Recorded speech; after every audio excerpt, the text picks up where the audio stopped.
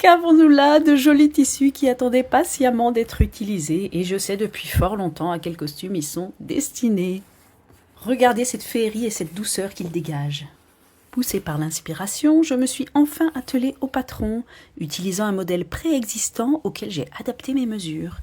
Je travaille généralement à plat plutôt que sur mannequin, car même si celui que j'ai est réglable, il ne correspond pas tout à fait à ma silhouette. Ainsi donc, une fois tous les morceaux du patron dessinés, j'y ajoute 2 cm de marge de couture, soit 1 cm de plus pour cette pièce particulière. Je découpe le tout, et là vous avez peut-être une idée de ce que je cherche à monter.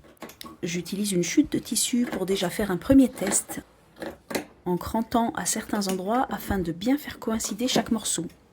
Morceau que j'épingle ensuite bord à bord avant de passer en machine. Je place bien mon tissu à 2 cm par rapport à l'aiguille et c'est parti. Le montage a été assez simple même s'il y avait des courbes. Ça commence à prendre forme. Les 2 cm en plus seront utilisés pour placer des baleines. Car oui, il s'agit d'un corset.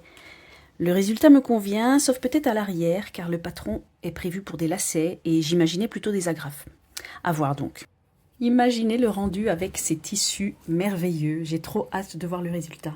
Évidemment, ce costume est destiné à l'un des personnages du roman fantastique, le joueur de lyre, que je vous invite à venir tout de suite découvrir sur la lyresacrée.com. À bientôt!